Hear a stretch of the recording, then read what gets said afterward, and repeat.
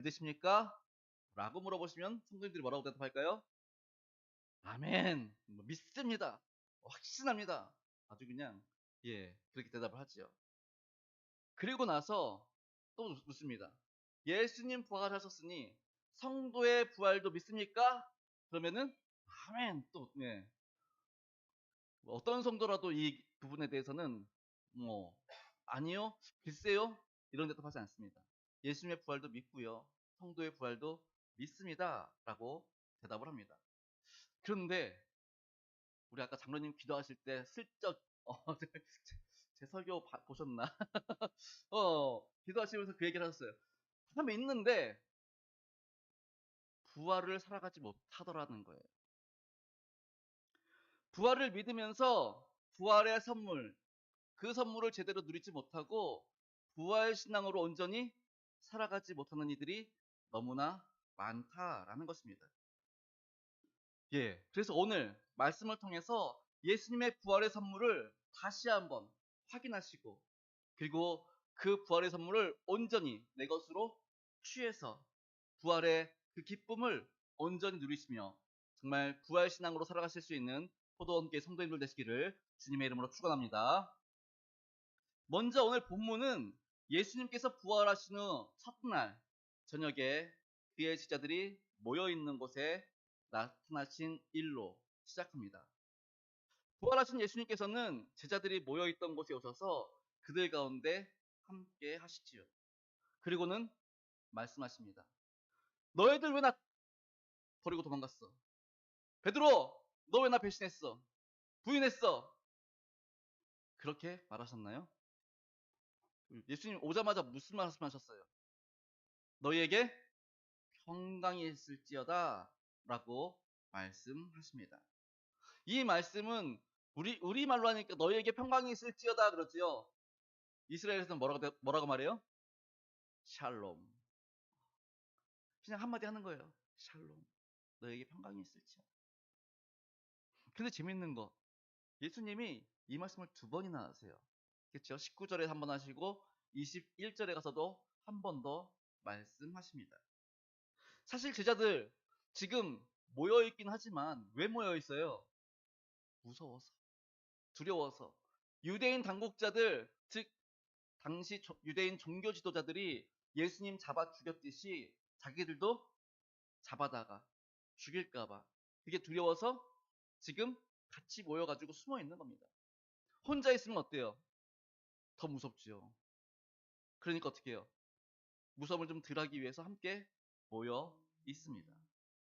그리고 아무도 들어오지 못하게 문을 걸어 잠그기까지 했지요. 그렇게 해서 안전을 확보하고 두려움 가운데 떨며 그러고 있었습니다. 그런데 그 가운데 예수님께서 찾아오십니다. 그리고는 하시는 말씀이 너희에게 평강이 있을지어다 라는 말씀이십니다. 사실 아까도 말씀드렸지만 제자들의 입장에서 예수님이 이렇게 말씀하실 때 예수님 얼굴 제대로 쳐다볼 사람 누가 있습니까? 가룟 유다는 예수님 팔아가지고 지금 이미 이 땅에 없지요. 자살을 했으니 없지요. 베드로는 예수님 모른다고 3번이나 부인했는데 성경을 잘 보십시오. 정말 우락부락한 건장한 남자가 와서 너도 예수 제자지? 그렇게 해가지고 무서워가지고 했습니까? 아니요. 조그만 여종. 한 10살 이하 되는 여종이 와가지고 아저씨도 저 사람이랑 같이 있지 않았어요? 그 말에 무서워가지고 아니요. 그렇게 3번을. 나중에는 어떻게 했어요? 3번째는 막 극구 부인하면서 막 저주하면서 부인을 하는 그런 베드로였습니다. 그런가 하면은 겟세마네 동산에서 함께 기도하자 그러고 가가지고 기도하는데 그날 예수님 잡히시자 어떻게 했습니까? 제자들이 예수님 버리고 도망치죠. 그러니 예수님을 똑바로 쳐다볼 수 있는 사람은 아무도 없었던 것입니다. 재밌는 거는요, 예수님이 이 상황을 다 아셨다라는 것이죠. 아셨을 뿐만 아니라 제자들에게 이미 다 말씀하셨습니다. 너희들이 다 나를 버리고 도망가겠지만 괜찮아. 예수님 어떻게 말씀하셨는지 한번 볼까요? 우리 요한복음 16장 32절, 33절 말씀 보겠습니다. 시작. 보라, 너희가 다 각각 제 곳으로 흩어지고 나를 혼자 둘 때가 오나니 벌써 왔도다. 그러나 내가 혼자 있는 것이 아니라 아버지께서 나와 함께 계시느니라. 이것을 너희에게 이르는 것은 너희로 내 안에서 평안을 누리게 하려 함이라. 세상에서는 너희가 환난을 당하나 담대하라. 내가 세상을 이기었노라. 아멘. 예수님 이미 다 아셨어요. 그리고 이미 제자들에게 너희들 다 떠나갈 줄 알아. 그런데 괜찮다라고 말씀하시는 거죠. 내가 이것을 미리 얘기한 이유가 있어. 뭐 때문에? 너희에게 평안을 주기 위해서. 그러니까 이미 다 알고 있는 사실이니까 그것 때문에 너무 근심하지 마, 걱정하지 마, 두려워하지 마. 그 얘기 하시는 거예요. 그러면서 하신 얘기가 담대하라. 세상을 이겼다라고 말씀하시죠. 사랑하는 성도 여러분, 예수님은 이미 당신이 잡히시고 십자가에 달려 돌아가실 때 제자들이 어떻게 반응할지 알고 계셨습니다. 그럼에도 불구하고 제자들을 용납하시고 오히려 평안하기를 바라셨던 것입니다. 사랑하는 성도 여러분, 예수님의 부활의 선물 첫 번째는 바로 용서와 평강이라는 것입니다. 그러니 성도의 부활을 믿고 부활신앙으로 살아가는 성도들은 용서의 확신을 통해 주님이 주시는 평강 가운데 살아가는 사람인 줄 믿으실 수 있기를 바랍니다. 그러니까 우리는 부활신앙으로 살아가는 우리는 늘 평강이 있어야 됩니다. 그래, 나 비록 실수하고 잘못하고 죄인이야. 하지만 이미 예수님이 어떻게 하셨다고요? 용서하셨어. 그리고 그 안에서 주어지는 참된 평안을 누리실 수 있기를 바랍니다. 예수님, 제자들과 마지막 식사 자리에서 성찬식을 진행하시지요. 예수님이 다 아셨어요. 뭘 아셨어요?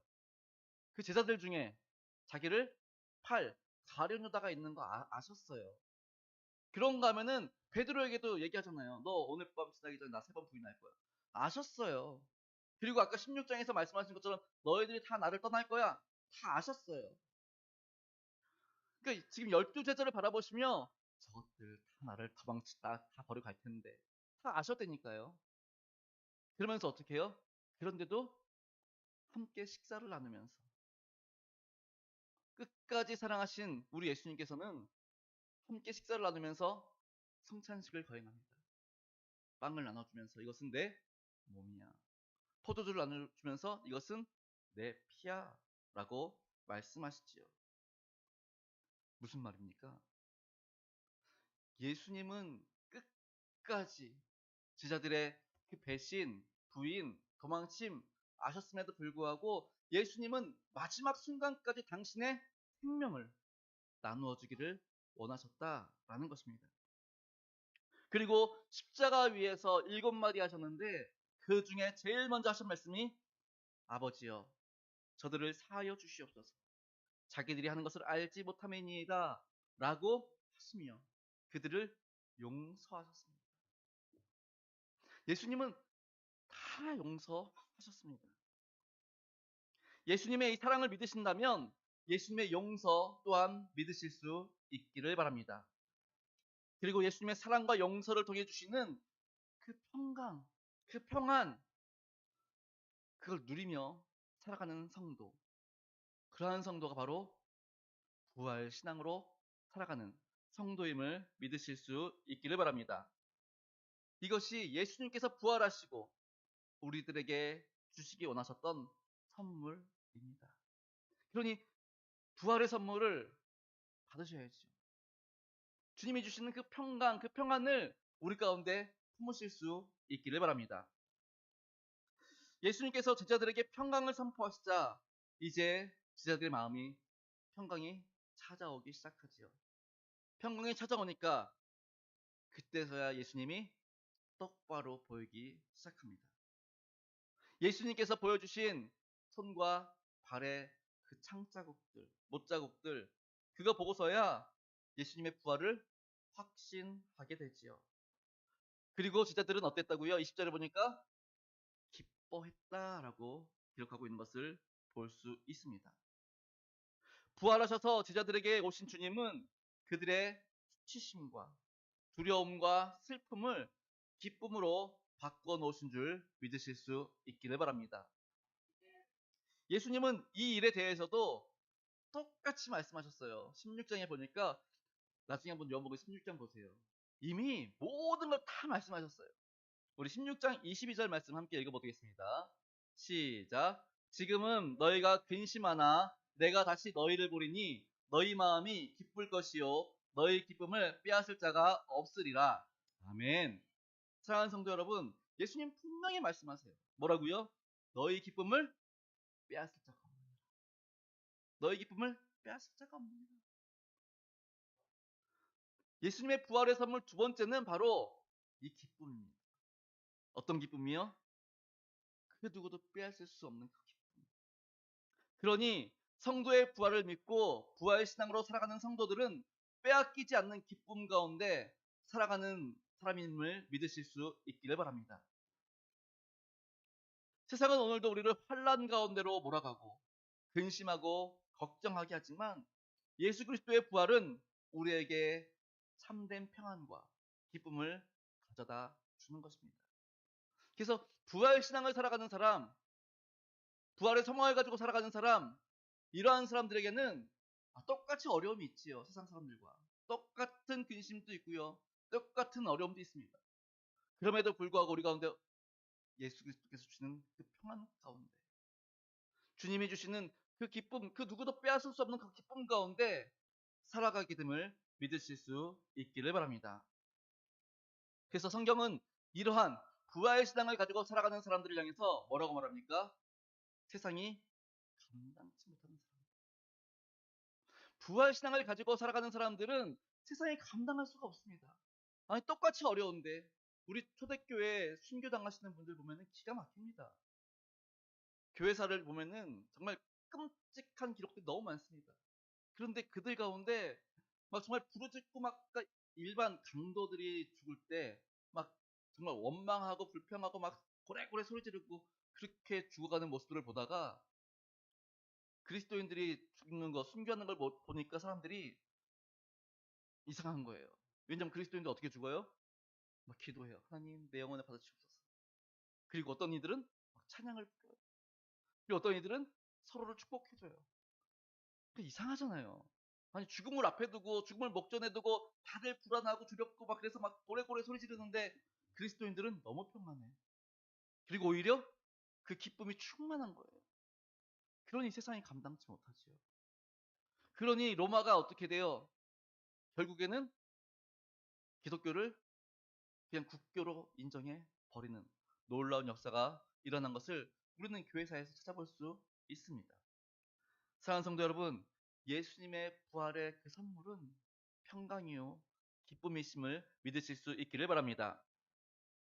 계속해서 예수님은 제자들에게 또 뭐 주셨어요? 성령 받아라. 성령을 받으라 라고 말씀해 주십니다. 부활하신 예수님께서 우리에게 주신 부활의 선물 세 번째는 바로 성령입니다. 그러니 성도의 부활을 믿고 부활 신앙으로 살아가는 성도들은 늘 성령 충만해야 되는 줄 믿으실 수 있기를 바랍니다. 사실 예수님께서 제자들에게 하신 성령을 받으라, 뭐 성령에 대한 이야기들은 나중에 또 차차히 계속 하겠지만 오늘 말씀에서 예수님께서 성령을 받으라고 말씀하신 것은 앞서는 21절 말씀에서 파송의 말씀, 즉 아버지께서 나를 보내신 것 같이 나도 너희를 보내노라 라고 하시는 그 말씀과 관계에 있고요. 뒤따르는 23절 말씀, 너희가 누구의 죄든지 사하면 사하여질 것이요 누구의 죄든지 그대로 두면 그대로 있으리라 라는 말씀과 연결되어진 말씀입니다. 성령을 주신 이유는 우리로 세상 가운데 보내받았으니 뭐 하라는 겁니까? 우리가 세상 가운데 보내받았으니 뭐 하라는 거예요? 예수 그리스도의 복음을 전하라는 겁니다. 그게 23절 말씀입니다. 이게 23절 말씀이 좀 우리가 오해의 여지가 있습니다. 너희가 누구의 죄든지 사하면 사하여질 것이요 누구의 죄든지 그대로 두면 그대로 있으리라 라고 이렇게 기록되어 있으니까 부활의 신앙을 가진 사람, 성령 충만한 사람은 죄 사함의 권세가 있나? 라고 생각할 수 있지만 죄 사함의 권세는 하나님밖에 없습니다. 예수님밖에 없습니다. 우리에게는 그런 능력이 없습니다. 그 무슨 말이냐? 성령 충만한 교회, 성령의 인도하심을 따르는 교회만이 죄와 죄의 용서와 구원의 진리를 바르게 이해하고 그리고 가르칠 수 있다라는 겁니다.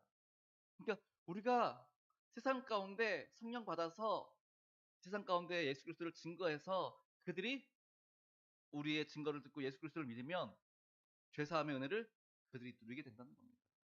그러니까 지금 여기 죄사함의 권세가 우리 가운데 있는 게 아니라 성령의 도우심 가운데 우리가 예수 그리스도를 증거하면 그 증거를 받는 자들에게는 죄사함의 은사가 따라올 것이고 우리의 증거를 받지 아니하면 죄를 사함을 받지 못한다라는 말씀을 하시는 것입니다. 부활하신 예수님께서는 제자들에게 이처럼 사명을 주셨을 뿐만 아니라 그 사명을 감당할 지혜와 힘의 원천으로서 성령을 함께 보내주셨습니다. 그래서 성령은 예수님이 우리에게 주신 최고의 부활의 선물이심을 믿으실 수 있기를 바랍니다. 이처럼 부활의 선물은 세 가지. 그러니까 우리가 부활 신앙을 살아갈 때 이 땅을 예수님의 부활을 믿고 우리의 부활을 믿고 그리고 이제 그 부활 신앙으로 살아갈 때 우리 가운데 늘 가져야 되는 것. 첫 번째 뭐라고요? 평강. 용서와 사랑과 용서를 통해서 주어지는 그 평강. 아니 죄 짓고도 어떻게 평안할 수 있어요? 평안할 수 없지요. 그런데 평안할 수 있는 이유는 뭐예요? 예수님이 우리를 용서하셨기 때문에 우리 죄 사해 주셨기 때문에 우리는 평안할 수 있는 것이죠. 그러니까 예수님의 사랑과 용서에 근거한 그 평안이 우리 가운데 있어야 됩니다. 그리고 두 번째는 뭐예요? 빼앗길 수 없는 기쁨. 예수님의 그 부활을 우리가 믿는다면 그 부활의 그 기쁨, 빼앗길 수 없는 기쁨이 우리 가운데 충만해야 되는 줄 믿으실 수 있기를 바랍니다. 근데 여전히 세상 속에서 맨날 근심하고 걱정하고 염려하고 그러면은 부활신앙으로 사는 게 아니죠. 그러니까 부활신앙으로 살기 원하신다면 오늘 예수님께서 부활하시고 우리에게 주신 선물 평강, 기쁨, 그리고 성령 이 세 가지를 바로 아시고 알았으면 이제 어떻게 해야 돼요? 알았으면 어떻게 해야 돼요? 받아야죠. 받아야지. 이렇게 주시는데 받아야지요. 제가 이제 20대 초반에 처음 사역지를 이제 신촌에 있는 교회를 갔습니다. 그때 이제 막 재미있는 그림이 이제 인터넷에 막 올라오기 시작했는데 닭살 돋는 묵상이라는 그림이 이렇게 거의 하루에 한 번씩인가 이렇게 올라왔습니다. 그래가지고 그 홈페이지 들어가가지고 그 묵상집을 보는데 한 번은 이제 재미있는 그림이 하나 나왔어요. 예수님 뒤에 선물 상자를 엄청 쌓아놓으신 거예요. 그림이에요, 그림. 예. 예수님 뒤에 엄청난 선물을 쌓아놓으시고 그 선물을 이렇게 주는 거예요. 누구에게? 앞에 있는 자녀에게 주는 거예요. 근데 앞에 있는 자녀가 앞서 받은 선물을 그대로 들고 있는 거예요. 그러니까 예수님도 선물 들고 있고 이 자녀도 선물 들고 있고 근데 예수님 뒤에는 엄청 많은 선물이 아직도 기다리고 있어요. 이게 무슨 그림이에요, 이게? 이게 무슨 그림이에요? 받았으면 어떻게 해야 돼요? 빨리 내가 취해야지. 이거 들고만 있으면 어떻게 해요? 들고만 있으면 예수님 아직도 선물 줄 게 많은데 들고만 있으면은 다음 선물 못 받잖아요. 빨리 받아가지고 뜯어보고 내가 필요한 거 있으면 내가 쓰고 그리고 나눌 수 있는 거 나누고 그러고 나면 또 받을 텐데 우리 예수님 우리에게 놀라운 선물을 지금도 주시고 계시는 줄 믿으실 수 있기를 바랍니다. 그 선물 최고의 선물은 오늘 부활의 선물 평강, 기쁨, 성령 이 세 가지 놓치지 마시기 바랍니다. 그리고 이 평강과 기쁨과 성령을 우리 안에 가득 품으시기 바랍니다. 그렇게 살아갈 때 우리는 부활의 소망을 가지고 부활 신앙으로 살아가게 될 줄 믿습니다. 더 나아가 예수님께서 우리를 세상 가운데 파송하셨음을 기억하실 수 있기를 바랍니다. 그리고 세상 가운데 파송하신 이유 다른 거 없습니다. 예수 그리스도의 부활을 증거하고 증인으로서 살아가도록. 그래서 성령 주신 거니까. 그래서 평안 주시고 기쁨 주신 거니까. 오늘도 그렇게 예수 그리스도의 부탁하신